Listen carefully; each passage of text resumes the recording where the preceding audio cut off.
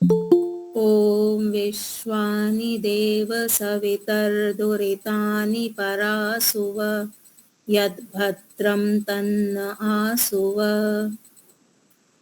तो कल नेटवर्क की वजह से हमारी कक्षा अच्छे से नहीं चल पाई थी। आज देखते हैं, अच्छा नेटवर्क रहेगा तो हम क्लास चलाएंगे, अगर नेटवर्क खराब हो रहा होगा तो हम बीच में रोक देंगे। ठीक है महेंद्र भाई, चलेगा ना? हाँ जी। क्योंकि फिर सबका समय खराब होता है। जी जी। चलिए 1-2 मिनट वेट करेंगे, किसी को कोई शंका हो तो पूछ सकते हैं। अभ्यास कर रहे हैं पुस्तक का? हाँ, थोड़ा पढ़ा है, लेकिन आज मैं 23 सेक्टर में आया तो वो पुस्तक रह गई। हाँ, मतलब यहाँ से अहमदाबाद जाना पड़ा, फिर हाँ। अभी आए हम्म, आधा घंटा पहले। हम्म, तो नहीं तो मैं वहाँ पहुँच जाने वाला था शाम को ही। लेखावाड़ा। हाँ हाँ, तो अभी तो 23 में रुक जाना पड़ेगा, रात्रि हो गई। हम्म, किसी को कोई शंका है? तो थोड़ा पुनरावर्तन करना ही पड़ेगा। हाँ, हाँ। क्योंकि पूरा सुन नहीं, अंतिम 10 मिनट तो सुन ही नहीं सके थे। हाँ, कल नहीं हम वापस कल से मैं जी गुप्ता जी। कल मैंने क्लास तो नहीं अटेंड कर पाया था, पर मैंने अभी रिकॉर्डिंग सुनी है। तो आपने अभी 4 हेतुवास तक पहुंचे हैं, चौथे अब हेतुवास चल रहा था साध्य सम। तो उसमें जो आप उदाहरण दे रहे थे छाया का, तो उसमें वो छाया को नहीं स्पर्श कर रहे, हम भूमि को स्पर्श कर रहे हैं जी। तो वो वहां तक वो है, रिकॉर्डिंग थोड़ा थोड़ा गलत आ रही।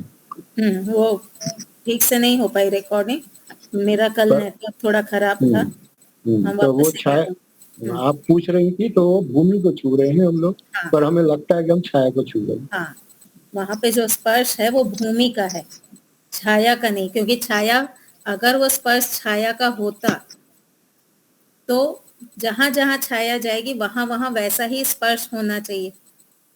परंतु जब हम छाया भूमि पे है, जमीन पर है, तो खुरदुरी सी स्पर्श है।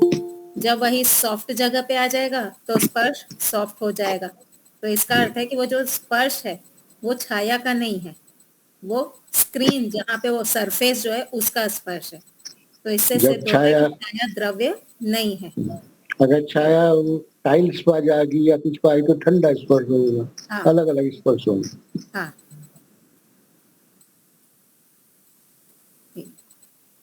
किसी और को कोई शंका?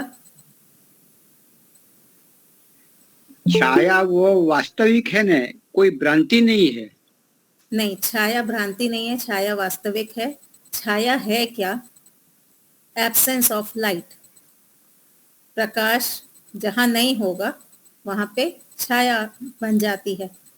लाइट का क्या है, वो एक सीधे उसमें चलती है। जैसे ही बीच में कोई ऑब्जेक्ट आएगा तो लाइट को रोक देगा, और जहां पे लाइट रुकी होगी उसके पीछे की तरफ छाया बन जाएगी। तो छाया अपने आप में कोई द्रव्य नहीं है, छाया केवल एब्सेंस ऑफ लाइट है।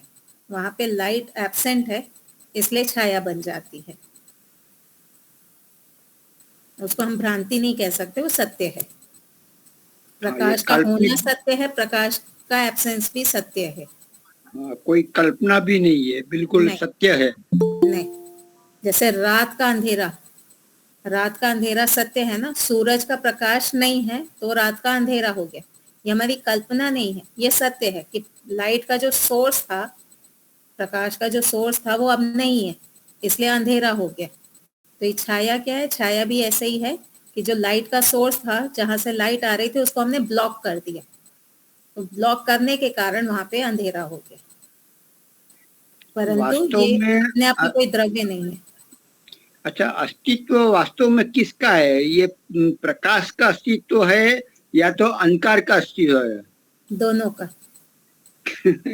दोनों का अस्तित्व है, प्रकाश भी है और अंधकार भी है। दिन में प्रकाश का अस्तित्व होता है, रात में अंधकार का अस्तित्व होता है। अच्छा, प्रकाश वो अंधकार का अभाव है या तो उनका प्रकाश का अभाव अंधकार है? हाँ, एक दूसरे के उल्टे हैं। प्रकाश होगा तो अंधकार नहीं होगा, अंधकार होगा तो प्रकाश नहीं होगा। बट जो फैक्ट है, प्रकाश जो होता है ना किसी कारण से होता है। प्रकाश जो है वो अनित्य है, अंधकार नित्य है। कैसे? जब सूरज होगा तभी प्रकाश होगा, है ना? जी। तो जब कारण हो तो अनित्यता हो जाती है, कारण ना हो तो नित्यता होती है। तो सूरज होगा तो ही प्रकाश होगा, तो प्रकाश जो है वो अनित्य है। अच्छा, अंधकार नित्य है, प्रलय अवस्था नित्य है, ऐसा बोल सकते हैं? नहीं, प्रलय अवस्था भी नित्य नहीं है। प्रलय अवस्था मतलब को अगर बदलती आप, रहती है। हाँ। हाँ, प्रलय अवस्था चल रही है, उसके बीच में ईश्वर ने सृष्टि को बना दिया। जब तक सृष्टि है तब तक प्रकाश रहेगा, व्यवहार रहेगा।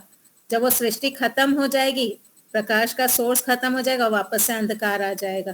तो हम अंधकार प्रलय अवस्था को भी नित्य नहीं बोल सकते, क्योंकि अगर हमने नित्य बोल दिया तो सामने वाला आक्षेप लगाएगा कि अगर प्रलय नित्य है तो सृष्टि कहाँ से आ गई, है ना? तो इसलिए हम उसको प्रलय को नित्य नहीं कह सकते। प्रलय सृष्टि, ये प्रवाह से अनादि है। हाँ, प्रवाह से नित्य बोल सकते, प्रवाह से हाँ, नित्य। हाँ, प्रवाह से नित्य है, इसलिए प्रवाह से अनादि कहते हैं ना। एक आया, फिर दूसरा आया, फिर पहला आया, फिर दूसरा आया, ऐसे चलता रहता है। किसी और छाया को तो जब प्रकाश होगा तभी मिले आएगी नहीं। हाँ, क्योंकि प्रकाश को ब्लॉक करना होगा तभी छाया बनेगी। अगर प्रकाश ही नहीं तो ब्लॉक किसको करेंगे, है ना? इसलिए जब प्रकाश होगा तभी छाया बनेगी। ठीक है। छाया का जितना क्षेत्रफल है, जितना वो है, वो अंधकार वाला है, क्योंकि वो उतने ही एरिया में प्रकाश रुक गया। वो हम पढ़ाते ना साइंस में, डिस्टेंस कितना है प्रकाश का सोर्स और ऑब्जेक्ट के बीच में, और सरफेस कितना दूर है, वो सब पे वो डिपेंड करता है। प्रकाश की एक शक्ति होती है, वो अमुक माइल तक जाएगा, फिर उससे आगे नहीं जाएगा, तो उनसे भी बड़ा, प्रकाश से बड़ा अंधकार होगा, ऐसा कह सकते हैं, मान सकते हैं? हाँ, कह सकते हैं, क्योंकि प्रकाश के लिए आपको एक कारण चाहिए, अंधकार के लिए आपको कारण नहीं चाहिए, है ना? प्रकाश के लिए आपको सूर्य चाहिए, अंधकार के लिए आपको सूर्य नहीं चाहिए। इसी को आप आध्यात्मिक उसमें लगाइए। आपको पतन के लिए कोई बहुत बड़े कारण नहीं चाहिए, छोटे से कारण से ही आपका पतन हो जाएगा। लेकिन बिना कारण पतन हो जाएगा, कुछ नहीं करोगे तो पतन ही है। और प्रकाश की ओर जाने के लिए, अपने जीवन में प्रकाश लाने के लिए आपको बहुत मेहनत करनी पड़ती है, बहुत कारण ढूंढने पड़ते हैं। पर वैसे भी प्रकाश की तरफ जाना है तो ऊर्ध्व गति हमेशा शक्ति ज्यादा चाहिए, अधो गति के लिए तो कुछ चाहता ही नहीं है। हाँ, चलिए, तो छाया में आचार्य जी, छाया में गति है, वो छाया की गति नहीं है, ऐसा ना? हाँ, वो ऑब्जेक्ट की गति है। हाँ। और उसमें गुण तो है ना, छाया में गुण तो है, छाया में गुण नहीं। देखिए, छाया का हम अगर गुण देखें तो उसका जो आकार है वो उसका अपना आकार है या वस्तु का आकार है? वस्तु है, का तो वस्तु का आकार। हाँ। दूसरी बात, अगर उसका अपना आकार होता, जैसे मेरा अपना एक आकार है, अभी आपको मैं जैसी दिख रही हूँ, हमेशा आपको ऐसी ही दिखूंगी, है ना? लेकिन छाया क्या है? लाइट का सोर्स आगे पीछे होगा, छोटी बड़ी हो जाएगी। अगर उसका अपना आकार होता तो उसका नित्य होता, जबकि वो तो बदल रहा है। तो जो गुण हम कह रहे हैं वो भी उसका अपना नहीं है, वो द्रव्य का गुण है। ठीक है, और जैसा द्रव्य होगा वैसी छाया बन जाएगी। इसलिए वो गुण भी हमको लग रहा है कि उसका, पर उसका नहीं है। ना स्पर्श उसका गुण है और ना ही आकार उसका गुण है। ठीक है, चलिए, तो कल हम प्रकरण सम हेत्वाभास हमने किया था। कौन दोहराएगा इसको? प्रकरण सम क्या है? इसमें कोई नया हेतु नहीं होता, लेकिन प्रतिज्ञा को ही उल्टा सुल्टा करके बता दिया जाता है। हाँ, प्रतिज्ञा में जो एक धर्म बताया है उसी धर्म को वापस से प्रस्तुत कर देते हैं। ये है प्रकरण सम हेत्वाभास। ठीक है, कोई उदाहरण देगा इसका? वो व्यक्ति बड़ा कमजोर है क्योंकि उसमें शक्ति नहीं है। हाँ, वो व्यक्ति कमजोर है क्योंकि उसमें शक्ति नहीं है। तो कमजोर का ही शक्ति ना होना, कमजोर एक धर्म बताया प्रतिज्ञा में, उसी को ही बदल करके भाषा केवल बदल दी, कोई नया धर्म हेतु में नहीं बताया। तो ये क्या है? ये है प्रकरण सम हेत्वाभास। ठीक है, चलिए अब आगे चलते हैं। अगला जो था हमारा वो था साध्य सम हेत्वाभास। तो इसको हम वापस से लेंगे। कल हमने वैसे तो किया था थोड़ा सा, पर क्योंकि नेटवर्क का प्रॉब्लम था तो इतना अच्छे से नहीं हो पाया था। तो 64 पृष्ठ संख्या है सत्य की खोज पुस्तक में। देखेंगे साध्य सम हेत्वाभास की परिभाषा। जब किसी प्रतिज्ञा को प्रस्तुत करके उसकी सिद्धि के लिए जो हेतु दिया जाता है, सबसे पहला क्या होता है? प्रतिज्ञा रखना, हमारा जो सिद्धांत है उसको प्रस्तुत करना। उसके बाद में हेतु दिया जाता है। जब हम अपना कोई सिद्धांत रखते हैं, हम कोई अपनी मान्यता रखते हैं, तो उस मान्यता के पीछे हमारा कोई ना कोई कारण भी होता है। मैं इसको ऐसा क्यों मानती हूँ, तो क्यों का जो जवाब है वो होता है हेतु। तो जब हम प्रतिज्ञा रखते हैं उसके साथ में हमको कोई हेतु भी देना होता है। तो जब हेतु दिया जाता है वह हेतु स्वयं सिद्ध ना हो, जो हेतु आपने दिया है वो हेतु स्वयं ही सिद्ध नहीं है। आपने जो हेतु दिया वो असिद्ध है। किसी ने कह दिया कि ईश्वर अल्प शक्ति वाला है, किसी ने कहा कि ईश्वर शरीर धारण करते हैं क्योंकि वो अल्प शक्ति वाले हैं। तो ये जो अल्प शक्ति वाला होना हेतु दिया है ये कैसा है? ये साध्य सम है, ये असिद्ध है, ये सिद्ध नहीं है। ईश्वर अल्प शक्ति वाले हैं ये असंभव है, ये सिद्ध नहीं है। बल्कि प्रतिज्ञा के समान वह हेतु स्वयं सिद्ध करने योग्य है। जैसे अभी प्रतिज्ञा हमारी कैसी है? प्रतिज्ञा सिद्ध करनी है, टू बी प्रूव्ड। प्रतिज्ञा क्या होती है? टू बी प्रूव्ड, जिसको अभी हमें प्रूव करना है, जिसको अभी हमें सिद्ध करना है। उसी प्रकार से आपने जो हेतु दिया है वो भी अभी सिद्ध नहीं है, उसको भी प्रूव करना है। सरल शब्दों में कहें तो जो कार्य हेतु से होना बताया जा रहा है वह असंभव है। आपने जो हेतु दिया वो किसी भी काल में संभव ही नहीं है, ना पास्ट में, ना प्रेजेंट में, ना फ्यूचर में। तीनों में से किसी भी काल में आपने जो हेतु दिया वो असंभव है। जैसे किसी ने कहा कि ईश्वर ने अग्नि को ठंडा कर दिया, तो ईश्वर कभी भी अग्नि को ठंडा नहीं कर सकते। ये तीनों कालों में असिद्ध है। तो ये क्या हो जाएगा? ये हो जाएगा साध्य सम हेत्वाभास। तो वह साध्य सम हेत्वाभास कहलाता है। उदाहरण देखते हैं। किसी ने प्रतिज्ञा की छाया एक द्रव्य है। क्या प्रतिज्ञा की गई है कि छाया जो है, जो हमको दिखाई दे रही है, ये छाया क्या है? ये द्रव्य है। हेतु क्या दिया? गति वाली होने से। द्रव्य के दो लक्षण थे ना, क्या क्या थे? एक तो द्रव्य में गुण होना चाहिए और क्रिया होनी चाहिए। थोड़ा सा वैशेषिक वाला हम रिपीट करते हैं। द्रव्य किसको बोलते हैं? जैसे कि ये पुस्तक है, ठीक है, ये पुस्तक है। पुस्तक क्या है? पुस्तक एक द्रव्य है। क्यों है ये द्रव्य? कारण ये कि इसमें कुछ गुण है। इसका एक आकार है, इसका एक भार है, इसमें एक परिमाण है, इसका रूप है, आदि आदि, इसमें कुछ गुण है। और दूसरा, ये क्रिया करती है, एक स्थान से दूसरे स्थान पर इसकी गति भी होती है। तो जिसमें गुण रहे और जिसमें क्रिया रहे उसको क्या कहते हैं? उसको हम कहते हैं द्रव्य। ठीक है, इतना स्पष्ट है। तो किसी ने प्रतिज्ञा की कि छाया जो है वो एक द्रव्य है। योगेश्वरी माता जी जुड़ना चाहते हैं। दीपालिका जी शायद नहीं है। हाँ, उनको जोड़ दीजिए दीपालिका जी। तो किसी को शंका हो गई और उसने ये सिद्धांत भी बना लिया, उसने देखा काम में हो। किसी व्यक्ति ने देखा कि ये जो छाया है इसमें मुझे आकार गुण भी दिखाई दे रहा है, इसमें मुझे गति होती हुई भी दिखाई दे रही है। तो इन दो कारणों के वजह से उसने ये सिद्धांत बना लिया कि छाया क्या है, छाया एक द्रव्य है। तो उसने प्रतिज्ञा में कहा छाया एक द्रव्य है और हेतु क्या दे दिया, गति वाली होने से छाया के अंदर गति हो रही है। अब इसकी समीक्षा करेंगे। अब हम देखेंगे ये जो हेतु है, ये हेतु सही है या हेत्वाभास है। यह सत्य है कि कोई पदार्थ गति वाला होने से द्रव्य कहलाता है। हाँ, हम मानते हैं कि जिस भी पदार्थ में गति होती है उसको द्रव्य कहते हैं।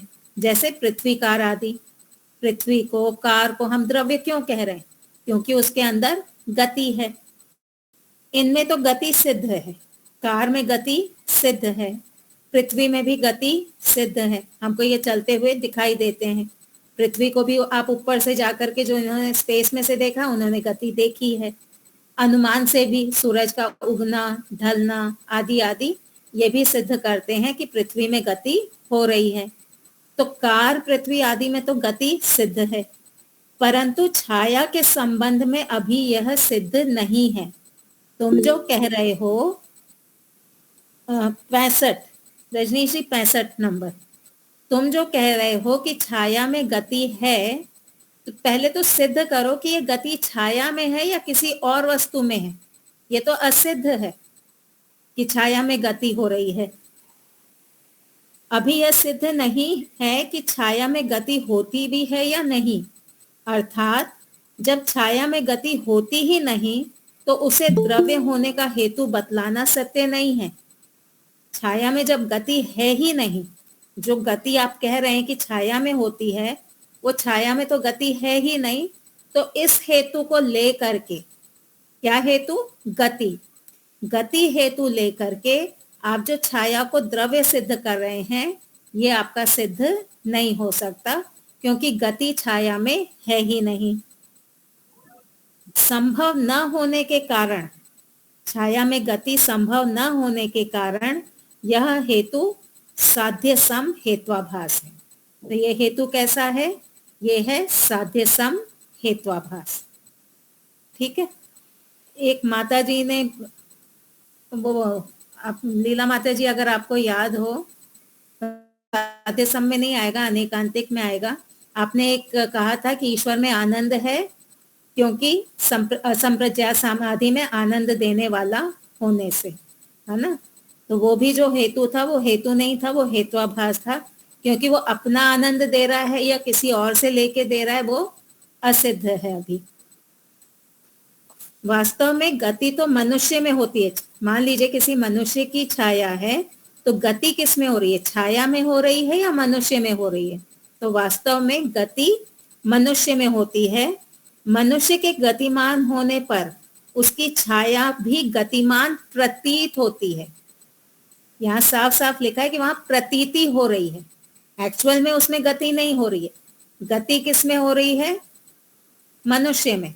मनुष्य में गति हो रही है, उसके कारण ऐसा लग रहा है कि छाया भी गतिमान है। गति वास्तव में छाया में नहीं होती। अगर छाया की अपनी गति होती तो छोड़ के आगे पीछे भी हो जाती, मनुष्य को छोड़ देती। जैसे दो लोग चल रहे हैं तो कभी कभी आगे पीछे भी हो जाते हैं ना, क्योंकि दोनों स्वतंत्र द्रव्य हैं, दोनों की अपनी अपनी गति है। तो अगर छाया की अपनी गति होती तो मनुष्य को आगे पीछे भी कर सकती थी वो, पर वो सदा मनुष्य की गति पे ही निर्भर करती है। अतः यह हेतु स्वयं साध्य अर्थात असंभव होने से हेत्वाभास है कि छाया में गति है। ये जो आपने हेतु दिया है ये साध्य सम हेत्वाभास है, अर्थात इस प्रकार का हेतु साध्य की सिद्धि करने में असमर्थ है। ऐसा जो हेतु होता है ये साध्य की सिद्धि करने में असमर्थ होता है। इस प्रकार के असमर्थ हेतु को साध्य सम हेत्वाभास कहते हैं। स्पष्ट हो गया? किसी ने कहा ईश्वर शरीर धारण करते हैं अल्प शक्ति वाला होने से। तो ये कैसा है? ये साध्य सम हेत्वाभास है, क्योंकि ये सिद्ध नहीं है कि ईश्वर में अल्प शक्ति है। सिद्ध क्या है? कि ईश्वर सर्वशक्तिमान है। जी गांधी भाई, आवाज बहुत कट रही है। ठीक आ रही है ऐसी बात, ठीक आ रही है ऐसी बात, ठीक आ रही है, ठीक आ रही है, ठीक आ रही है। ठीक है, ठीक है। ठीक। जया बहन जी, जो या फिर ये आपने जो उदाहरण दिया वो संप्रज्ञात समाधि में, वो फिर किसका उदाहरण माने? साध्य सम का या अनेकांतिक का? अनेकांतिक का मान सकते हैं। क्यों अनेकांतिक का मान सकते हैं? क्योंकि कभी कभी द्रव्य ऐसा होता है कि अपने गुण को प्रकट करता है, कभी कभी ले करके भी दूसरे के गुण को प्रकट करता है। जैसे कि गर्म पानी है, गर्म पानी में हमने हाथ डाला तो अब हमारा हाथ जल जाएगा। अब ये जो हमारा हाथ जला तो हमें डाउट होगा कि ये पानी के कारण जला या पानी में छुपी हुई अग्नि के कारण जला, है ना? तो यहाँ देख रहा है कि पानी ने हमारा हाथ जला दिया।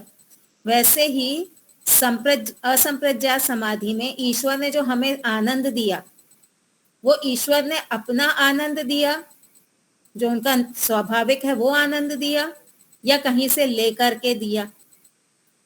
एक शंका हो सकती है ना। तो इसलिए ये अनेकांतिक में आ जाएगा। कहीं पे अपना आनंद दे सकता है, कहीं लेकर के भी दे सकता है, ये एक शंका बनी रहेगी। ठीक है, ठीक। दूसरा उदाहरण, एक व्यक्ति ने कहा ईश्वर पापियों के को माफ कर देता है। एक व्यक्ति की प्रतिज्ञा क्या है? पापियों को माफ कर देता है। और हेतु क्या दिया? सर्वशक्तिमान होने से। यह साध्य सम हेत्वाभास है, क्योंकि अभी यह सिद्ध नहीं है कि सर्वशक्तिमान का अर्थ माफ करने वाला है भी या नहीं। आपने जो सर्वशक्तिमान का अर्थ लिया, उस अर्थ को आप माफ करने वाला लेते हैं, यानी ईश्वर माफ करता है या नहीं करता है शक्ति होने के कारण, अभी तो ये खुद ही असिद्ध है। क्योंकि अभी यह सिद्ध नहीं है कि सर्वशक्तिमान का अर्थ माफ करने वाला है भी या नहीं, तो फिर इस प्रकार का असंभव हेतु जो स्वयं असिद्ध है, वह साध्य सम हेत्वाभास कहलाता है। यह हेतु क्या है? यह साध्य सम हेत्वाभास है, क्योंकि ईश्वर अपनी शक्ति का प्रयोग करके माफ करेगा या नहीं करेगा, अभी यह सिद्ध नहीं है। और हम अगर शब्द प्रमाण पे भी जाएं तो सर्वशक्तिमान का अर्थ ये नहीं होता कि जो इच्छा हो वो करे। लोग, पौराणिक लोग कहते हैं ना कि ईश्वर में तो सारी शक्तियां हैं, वो जो करना चाहे वो कर सकता है, तो ऐसा नहीं होता। सर्वशक्तिमान का केवल इतना अर्थ है कि वो अपने कार्य करने के लिए किसी पे डिपेंड नहीं होता, न शक्ति से न ज्ञान से। ईश्वर को जब हम सर्वशक्तिमान कहते हैं तो उसका अर्थ है उसको कोई एक्सटर्नल साधनों की जरूरत नहीं है, उनको किसी कॉलेज स्कूल में जा करके पढ़ करके ज्ञान अर्जित करने की भी जरूरत नहीं है। उनके पास पूर्ण ज्ञान है, पूर्ण शक्ति है अपने कार्यों को करने के लिए। हम अल्प शक्तिमान हैं, क्यों? हमको कार्य करने के लिए साधन चाहिए, कार्य करने के लिए जो ज्ञान है वो भी हमको स्कूल कॉलेज जा करके प्राप्त करना पड़ता है। तो हम ज्ञान से भी कम हैं और शक्ति से भी कम हैं, इसलिए हम अल्प शक्तिमान हैं, हम डिपेंड करते हैं। ईश्वर इस प्रकार से किसी पे भी डिपेंड नहीं करते। ये है सर्वशक्तिमान होने का अर्थ। लेकिन सृष्टि नियम के बाहर ईश्वर भी कोई कार्य नहीं करते। आग को ठंडा कर दें, बर्फ में आग लगा दें, ऐसे कोई भी कार्य ईश्वर नहीं करते कि जब इच्छा होगी, जैसी इच्छा होगी वैसा फल ईश्वर दे देंगे, तो ऐसे ईश्वर नहीं है। वो सृष्टि नियम में रहते हुए अपने सारे काम स्वयं कर सकते हैं। ठीक है, तीसरा उदाहरण, एक व्यक्ति ने पूछा सिलेंडर में गैस समाप्त हो गई है, अब रोटी कैसे पकाएं? किसी ने कहा कि सिलेंडर में अब तो गैस है नहीं, तो रोटी कैसे पकाएं? दूसरे सामान्य बुद्धि वाले व्यक्ति ने कहा, यह मोमबत्ती ले लो, इससे पका लो। ये लो मोमबत्ती, इससे रोटी पका लो। हेतु का एक अर्थ होता है साधन, जिससे कार्य की सिद्धि हो, उसको भी हम हेतु कहते हैं। तो यहाँ कार्य की सिद्धि के लिए क्या चीज दी? मोमबत्ती। क्या मोमबत्ती पे रोटी पक सकती है? नहीं पक सकती, है ना। तो मोमबत्ती पे रोटी नहीं पक सकती, तो आपने जो साधन दिया है मोमबत्ती, ये कैसा है? ये असंभव है। तो ये है साध्य सम हेत्वाभास। वहां अग्नि तो हमको दिख रही है, मोमबत्ती की अग्नि दिख रही है, लेकिन वो रोटी को पकाने में समर्थ नहीं।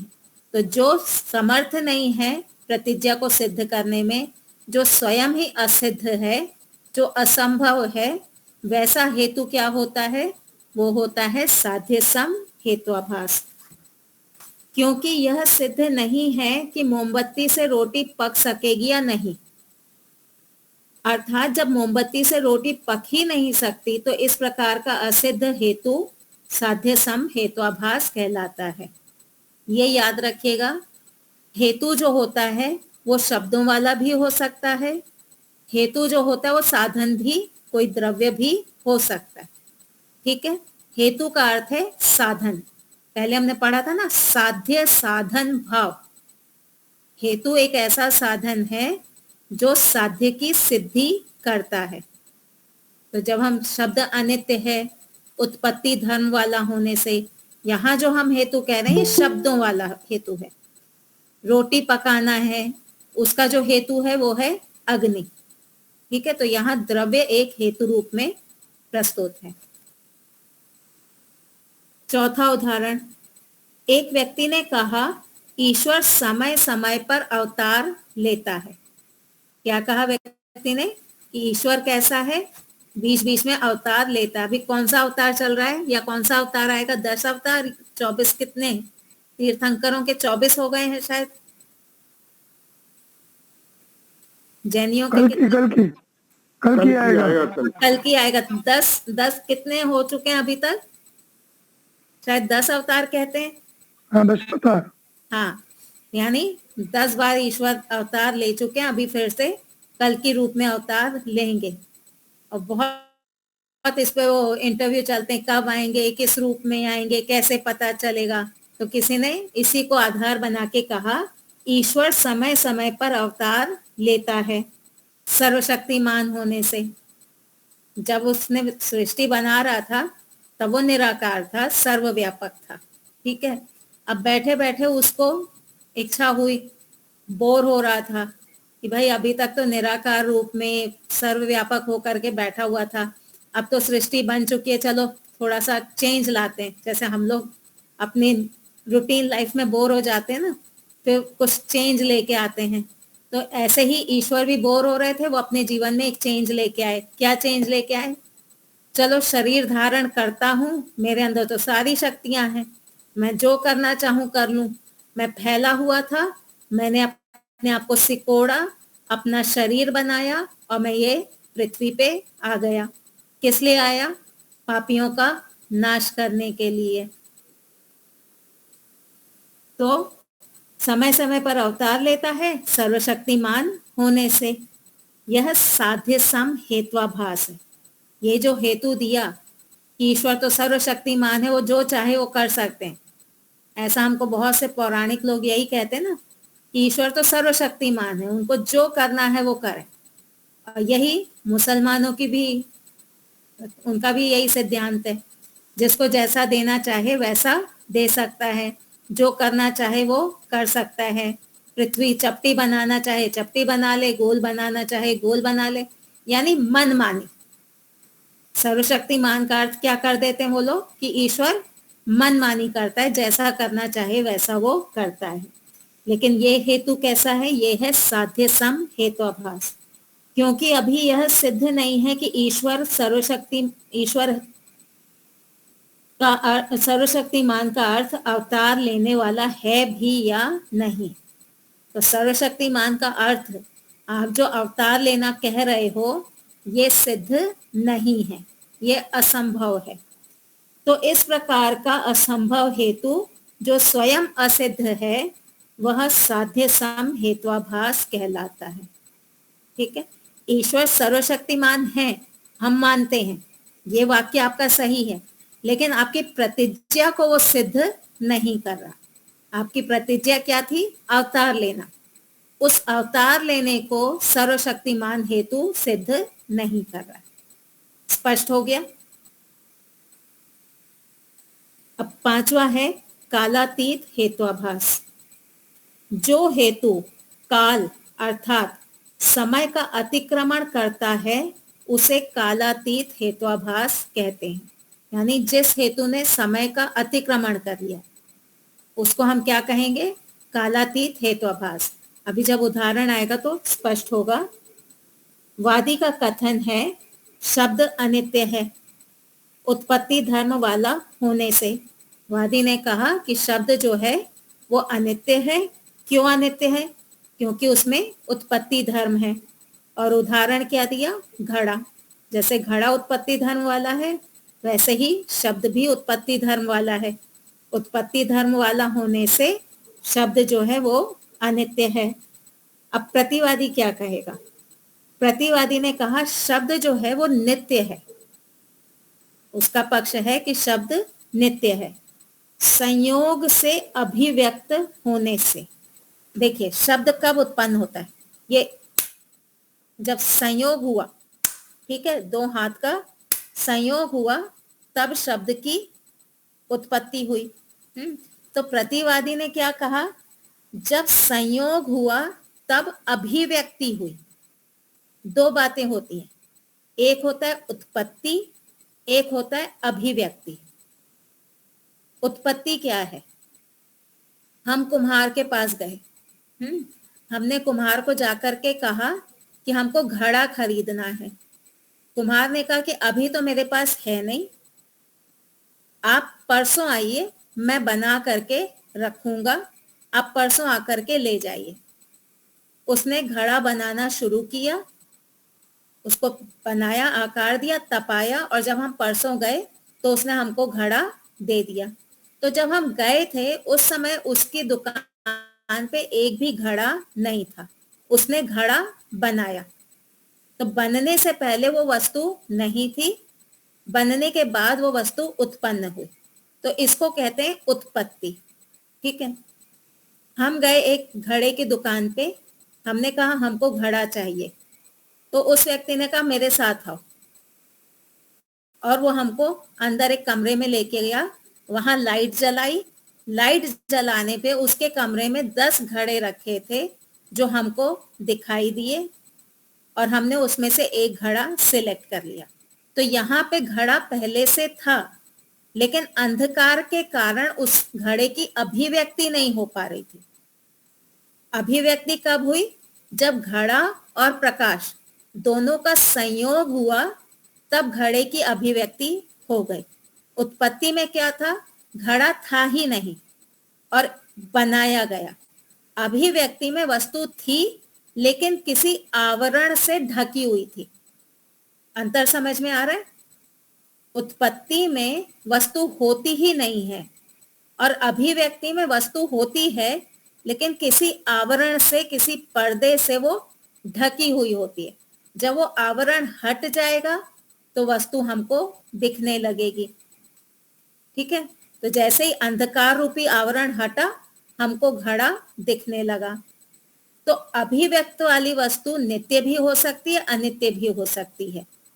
जैसे ईश्वर हैं, ईश्वर अभी हमको दिखाई नहीं दे रहे हैं। क्यों नहीं दिखाई दे रहे हैं?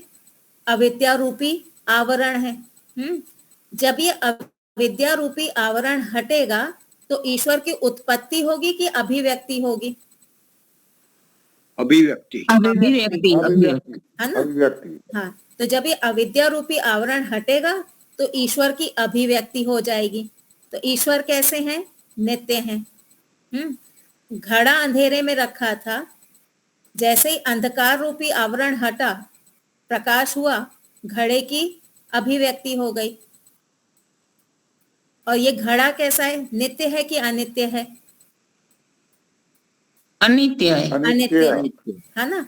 तो अभिव्यक्ति से जो वस्तु हमको दिखाई दे रही है वो नित्य भी हो सकती है और अनित्य भी हो सकती है। ठीक है, तो ये अंतर है उत्पत्ति और अभिव्यक्ति में। उत्पत्ति में वस्तु हमेशा अनित्य ही रहेगी, अभिव्यक्ति में नित्य और अनित्य दोनों होते हैं। अब हम वापस से पुस्तक में देखेंगे प्रतिवादी द्वारा व्याख्या। प्रतिवादी का कथन, शब्द नित्य है संयोग से अभिव्यक्त होने से। जब दो चीजें टकराएंगी तो शब्द की अभिव्यक्ति होगी, ऐसा प्रतिवादी कह रहा है कि जब दो चीजों का संयोग होगा तो शब्द की अभिव्यक्ति होगी। वो उत्पत्ति नहीं कह रहा है, अभिव्यक्ति कह रहा है। जैसे प्रकाश और घड़े का संयोग हुआ तो घड़ा अभिव्यक्त हो गया, वैसे ही जब दो वस्तुएं टकराएंगी तो शब्द की अभिव्यक्ति हो जाएगी। तो अभिव्यक्ति होने के कारण शब्द नित्य है।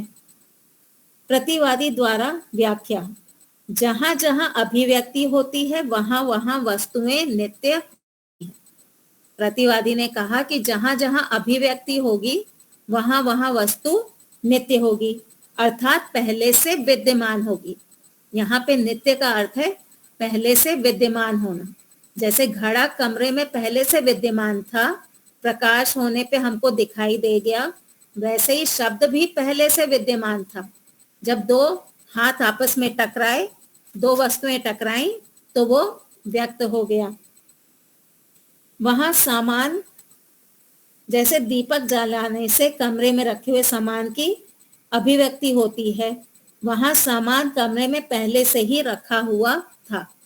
तो प्रतिवादी का कहना है जैसे कमरे में पहले से सामान रखा था, प्रकाश होने पे दिख गया, वैसे ही शब्द भी पहले से था, केवल संयोग होने से उसकी अभिव्यक्ति हो गई। वैसे ही ढोल और डंडे के संयोग से शब्द की अभिव्यक्ति होती है। जब ढोलक के ऊपर, जो ढोल होता है ना, उसके ऊपर जब डंडा पड़ेगा तो ढोल और डंडे के संयोग से क्या होगा, शब्द की अभिव्यक्ति हो जाएगी, उत्पत्ति नहीं होगी, अभिव्यक्ति हो जाएगी। ये प्रतिवादी कह रहा है। अर्थात शब्द भी पहले से ही था, इसलिए संयोग से अभिव्यक्त होने से शब्द कैसा है, नित्य है। अब वादी इसका उत्तर देगा, आपका हेतु सही नहीं है। आपने जो हेतु दिया अभिव्यक्ति वाला, ये हेतु सही नहीं है। ये क्या है, ये हेत्वाभास है। क्यों हेत्वाभास है, अब इसको समझाएंगे। मान लीजिए 10 सेकंड तक दीपक जलाया, हमें कमरे में गए, हमने लाइट ऑन की। अब जब तक लाइट ऑन रहेगी तब तक हमको कमरे में रखी वस्तुएं दिखती रहेंगी, है ना। जब तक लाइट ऑन है, जब तक प्रकाश और वस्तुओं का संयोग रहेगा, तब तक वस्तुओं की अभिव्यक्ति होती रहेगी। तो कमरे में रखी वस्तुओं की अभिव्यक्ति भी 10 सेकंड तक ही हुई। जब तक अब प्रकाश और वस्तु का संयोग होगा उतनी देर तक हमको वस्तु दिखती रहेगी। फिर दीपक को बुझा दिया और लाइट को बंद कर दिया। जब अभिव्यक्ति का हेतु, अभिव्यक्ति किस कारण से हो रही थी, प्रकाश के कारण हो रही थी, लाइट के कारण हमको वस्तुएं दिख रही थी ना। तो जब अभिव्यक्ति का हेतु दीपक बुझा दिया तो वस्तुएं दिखना बंद हो गई। जैसे ही लाइट ऑफ की वैसे ही वस्तुएं भी हमको दिखना कैसे हो गई, बंद हो गई। यहाँ वस्तुओं की अभिव्यक्ति 10 सेकंड तक ही होगी, उसके बाद नहीं होगी। आपने 10 सेकंड तक लाइट ऑन रखी थी तो 10 सेकंड तक आपको वस्तुएं दिखेंगी। लाइट बंद होते ही वस्तुएं दिखना बंद हो जाएंगी। पर शब्द में ऐसा नहीं हो रहा है। क्या नहीं हो रहा है, जबकि शब्द का कारण, शब्द किससे उत्पन्न हुआ था, डंडे और ढोल के संयोग से, है ना। शब्द के उत्पत्ति का कारण डंडे और ढोल के संयोग नष्ट हो जाने पर भी शब्द की प्राप्ति, श्रवण होती रहती है। कोई व्यक्ति हमसे थोड़ा दूर बैठा है, हमने यहाँ पे ताली बजा के छोड़ दी, हमने ये हाथ का संयोग किया, संयोग छोड़ दिया, उसको थोड़ी देर बाद सुनाई देता है ना। जब ये दिवाली के फटाके फूटते हैं तो दूर कहीं पे पहले ब्लास्ट हो जाता है और कुछ सेकंड के बाद हमको सुनाई देता है ना, एकदम से हमको सुनाई नहीं देता। ऐसे ही आप देखिए, जब एरोप्लेन जा रहा होता है आवाज उसकी बाद में आती है, एरोप्लेन निकल चुका होता है। तो जब संयोग हुआ, उस संयोग से जो शब्द उत्पन्न हुआ, ये संयोग के हटने के बाद भी दूर वाले व्यक्ति को सुनाई देता है। आपने कहा था शब्द की अभिव्यक्ति का कारण संयोग है। शब्द की अभिव्यक्ति का कारण क्या था? संयोग। तो जब तक संयोग है तब तक ही शब्द सुनाई देना चाहिए था। जब तक लाइट ऑन रखी थी तब तक वस्तु दिख रही थी, लाइट ऑफ, वस्तु दिखना बंद हो गई। जब तक संयोग है तब तक ही सुनाई देना चाहिए, संयोग हटा, शब्द का सुनाई देना बंद हो जाना चाहिए था। लेकिन ऐसा नहीं होता, संयोग के हटने के बाद भी शब्द सुनाई देता है। तो इसका अर्थ हुआ कि शब्द जो है ये अभिव्यक्त नहीं हुआ है, ये उत्पन्न हुआ है। समझ में आ रहा है या कठिन लग रहा है? नहीं, ठीक है, ठीक है। कालातीत है, समय से पर समझ आ रहा है। हाँ, तो जो संयोग का भी अतिक्रमण करके, संयोग के काल का भी अतिक्रमण करके शब्द हमको सुनाई दे रहा है। जबकि शब्द का कारण डंडे और ढोल के संयोग के नष्ट हो जाने पर भी शब्द की प्राप्ति होती रहती है। वह ढोल और डंडे के संयोग काल का अतिक्रमण करती है। जो ध्वनि है वो संयोग का, यानी ढोल और डंडे का जो संयोग है उसका भी अतिक्रमण करके शब्द हमको सुनाई देता है। तो इसका अर्थ है कि यह शब्द की अभिव्यक्ति नहीं बल्कि शब्द की उत्पत्ति है। ये शब्द की अभिव्यक्ति नहीं हो रही है, ये शब्द की उत्पत्ति है। क्योंकि जहां जहां उत्पत्ति होती है वहां वहां कारण के नष्ट होने के बाद भी वस्तु बनी रहती है। अब एक कुम्हार ने मटका बनाया, कुम्हार एक कारण है मटका बनने में। कुम्हार था 90 वर्ष का, उसकी मृत्यु हो गई। उसकी मृत्यु होने के बाद भी तो मटका रहता है ना, क्योंकि मटका उत्पन्न हुआ है, वो कुम्हार के मरने के बाद भी रहता है। तो जहां जहां उत्पत्ति होती है वहां कारण न रहने पर भी वस्तु बनी रहती है। क्योंकि जहां जहां उत्पत्ति होती है वहां वहां कारण के नष्ट होने के बाद भी वस्तु बनी रहती है। जैसे ताजमहल के बनाने वाले मर गए, उसके बाद भी ताजमहल खड़ा हुआ है। ठीक है, 1 मिनट है।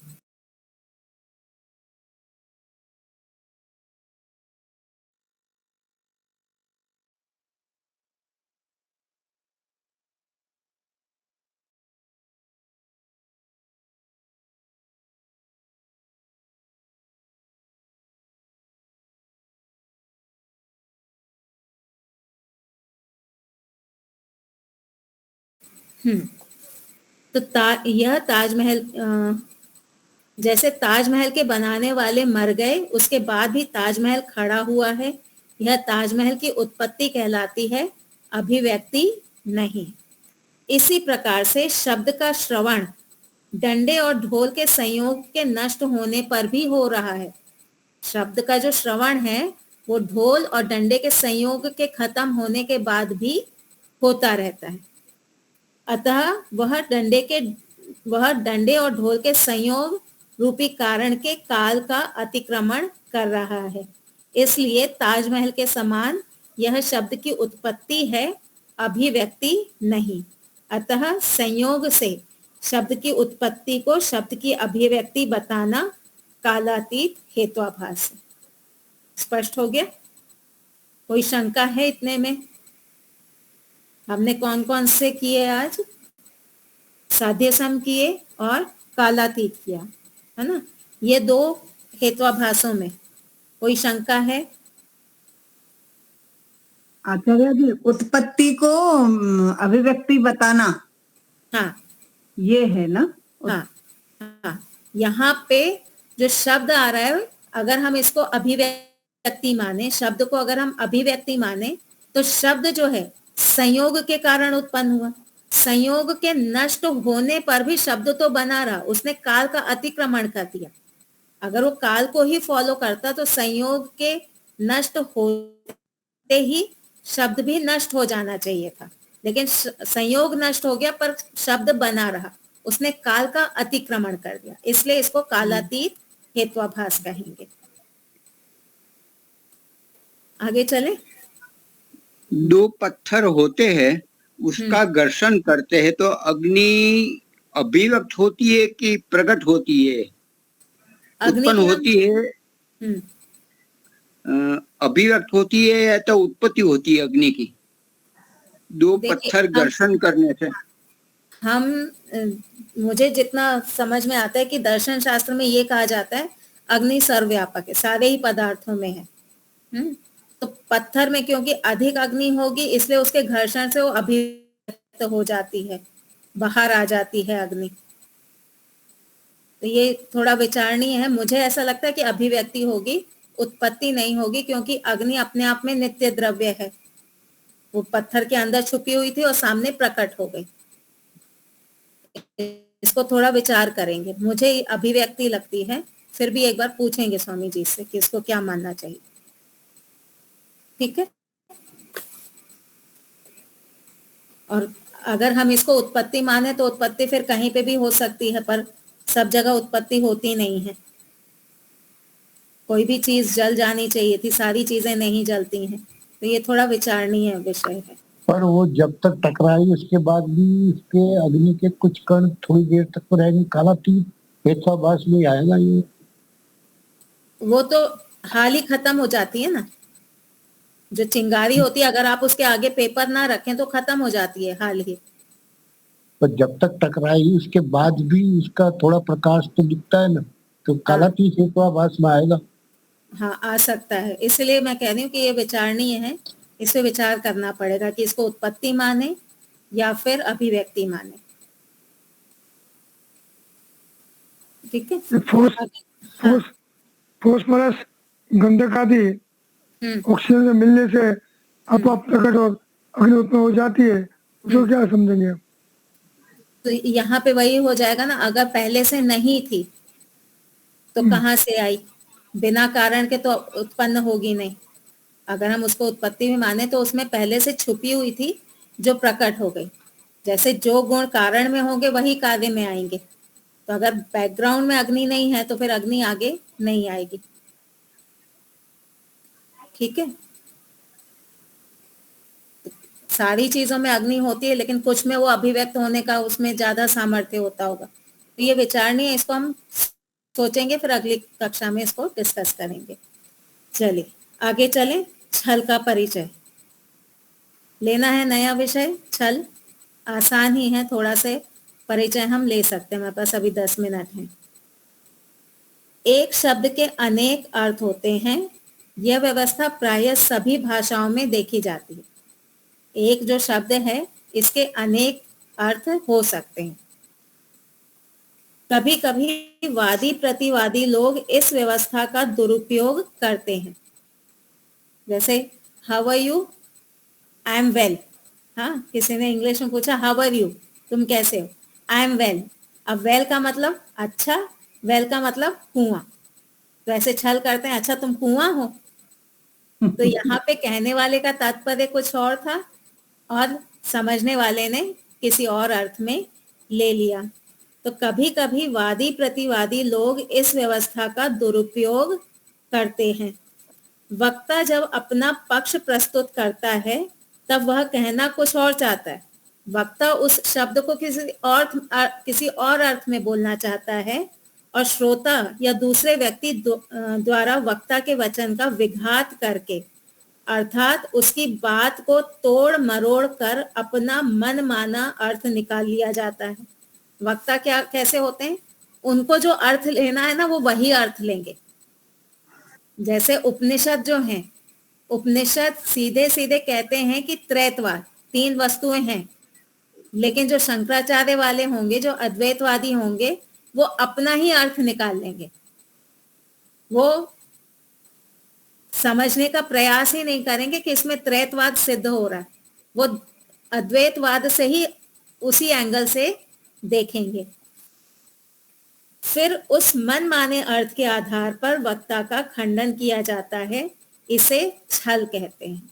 यानी व्यक्ति कहना कुछ और चाहता है, वक्ता किसी और अर्थ में ले लेता है, तो ये वक्ता द्वारा किया गया क्या है, ये छल है। जैसे किसी ने कहा मैं ऊपर जा रहा हूं, तो दूसरे ने कहा इतनी जल्दी क्या है, अभी तो आपकी उम्र बहुत छोटी है। किसी ने कहा कि मैं ऊपर जा रहा हूं, तो उसके कहने का अर्थ क्या था, मैं ग्राउंड फ्लोर पे बैठा हूं, ग्राउंड फ्लोर से मैं फर्स्ट फ्लोर या सेकंड फ्लोर पे जा रहा हूं।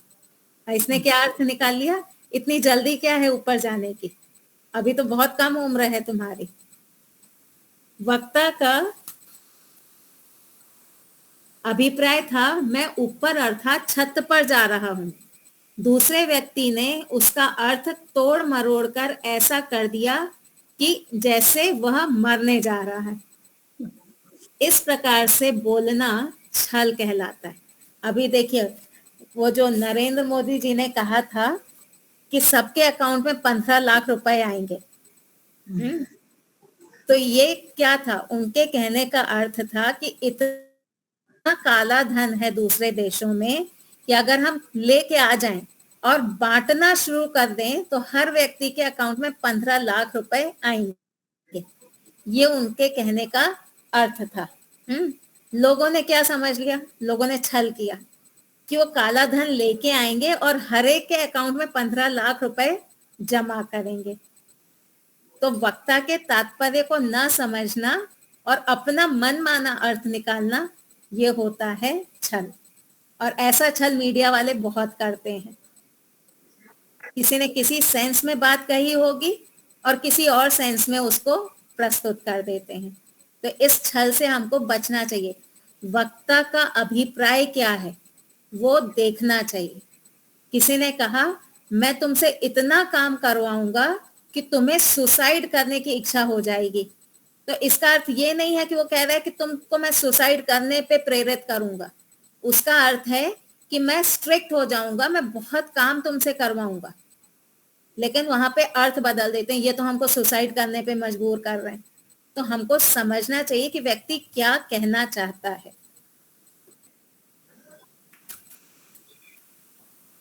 युधिष्ठिर ने कहा कि अश्वत्थामा मारा गया।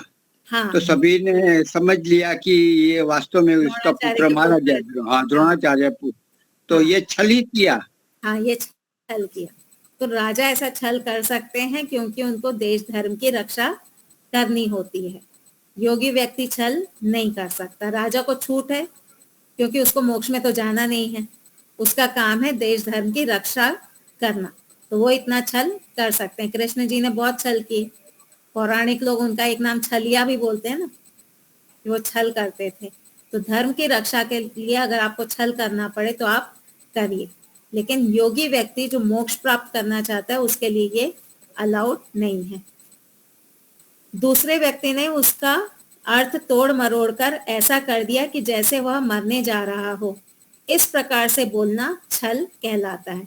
यह जानबूझकर भी किया जाता है, जानबूझ के भी करते हैं और अनजाने में भी किया जाता है। अब मीडिया वाले जो हैं, इनको तो पता है कि मोदी जी के कहने का तात्पर्य क्या था।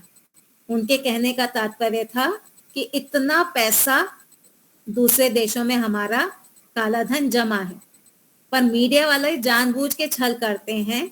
उसको ऐसे प्रेजेंट किया कि मोदी जी तुमको 15 लाख रुपए देंगे, और आम जनता जो है वो अनजाने में छल करती है। उसने अनजाने में मान लिया कि हमको इतना पैसा मिलेगा। कभी कभी लोग मनोरंजन के उद्देश्य से भी छल का प्रयोग जानबूझकर कर लेते हैं। जो जोक्स वगैरह होते हैं वो ज्यादातर छल का आधार लेके ही बनाए जाते हैं। इसके अतिरिक्त कुछ लोग अपना वाक चातुर्य दिखाने के लिए, दूसरे व्यक्ति का अपमान करने के लिए या अन्य किसी प्रयोजन से भी इसका प्रयोग कर लेते हैं। किसी को नीचा दिखाने के लिए, अपनी बुद्धि दिखाने के लिए भी छल का प्रयोग करते हैं। इसका प्रयोग करना अनुचित एवं हानिकारक है। छल का प्रयोग कभी भी नहीं करना चाहिए। राजाओं को छूट है, उनको छोड़ दीजिए। हम लोग छल का प्रयोग ना करें, अपनी बुद्धि को तीव्र करें। कभी कभी ऐसा होता है, कम बुद्धि के कारण भी हमको समझ में नहीं आता कि सामने वाला व्यक्ति क्या कहना चाहता है। तो अपनी बुद्धि को तीव्र करें ताकि हम अनजाने में भी छल ना करें। जानबूझ के तो ना ही करें छल, अनजाने में भी ना करें। सामने वाले व्यक्ति को समझने का प्रयास करें। सबसे ज्यादा लड़ाई झगड़े क्यों होते हैं? सामने वाले के तात्पर्य को हम नहीं समझते। पति पत्नी में बहुत झगड़े होते हैं। पति ने कुछ कह दिया, किसी और सेंस में कहता है पति, पत्नी किसी और सेंस में लेती है, फिर झगड़े होते हैं। पत्नी किसी और सेंस में कहती है, पति किसी और सेंस में लेता है, फिर झगड़े होते हैं। तो हम वक्ता क्या कह रहा है, क्यों कह रहा है, इसका अभिप्राय क्या है, ये समझने का प्रयास करना चाहिए। और जहां तक हो सके ना, पॉजिटिव बुद्धि रखनी चाहिए। नेगेटिव बुद्धि वाले ये सब बहुत करते हैं। इसने ऐसा क्यों कहा, ये क्यों कहा, ऐसा नहीं कहना चाहिए ना। अरे इग्नोर करो ना, जो कह दिया सो कह दिया, आप अपना काम करो। आपको उसके सारे अर्थों को समझने की आवश्यकता नहीं है।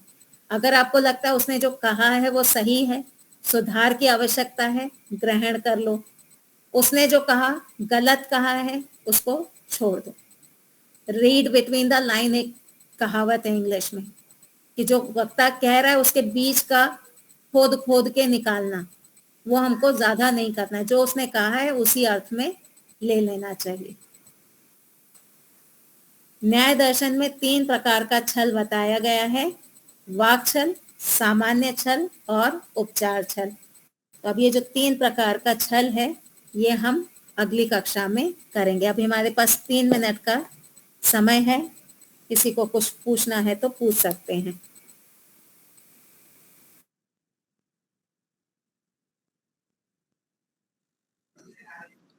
ये जो अभी आपने उदाहरण दिया, ये वाक छल का उदाहरण आ सकता है।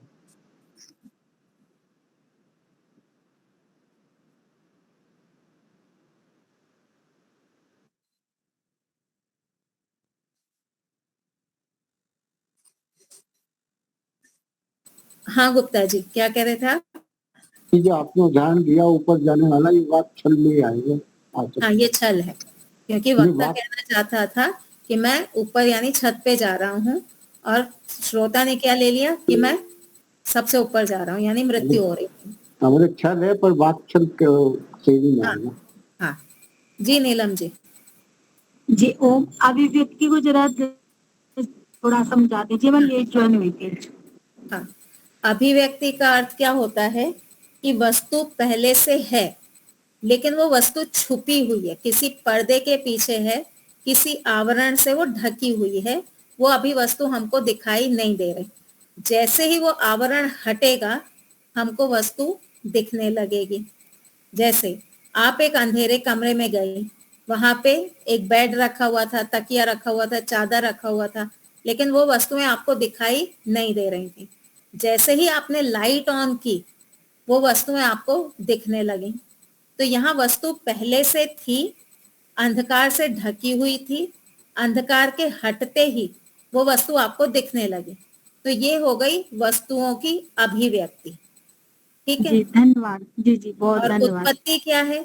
आप कमरे में गई, कमरे में बेड था ही नहीं, चादर थी ही नहीं।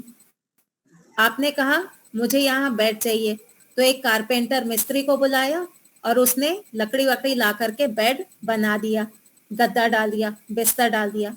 तो ये हो गई उत्पत्ति। ठीक है जी धन्यवाद जी। किसी और को कोई शंका?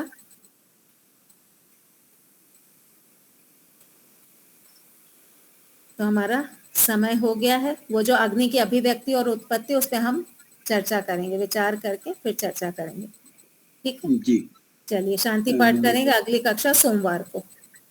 हाँ, कल हमारी कक्षा प्रातः 6 बजे क्रियात्मक रूप से ध्यान संध्या करवाएंगे अपने आचार्य प्रबुद्ध जी। तो 6 बजे मैं अपनी क्लिप में भेजूंगा, अभी मैं भेज ही देता हूँ। तो इस प्रकार से हम जुड़ जाएंगे और लाभ उठाएंगे क्रियात्मक रूप से। तो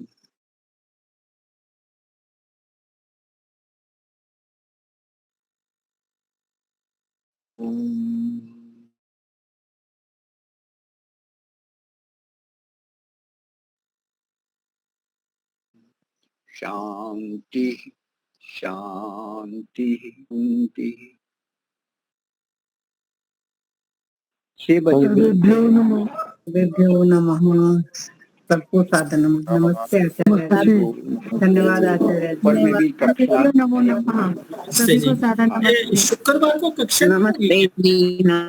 रजनीश जी, अब हमारी कक्षा, रजनीश जी हमारी कक्षा सोमवार, मंगलवार, बुधवार 3 दिन होती है 9 से 10। ठीक ठीक ठीक ठीक है, धन्यवाद सबको नमस्ते जी, धन्यवाद। नमस्ते। कल के लिए मैं भेज देता हूँ।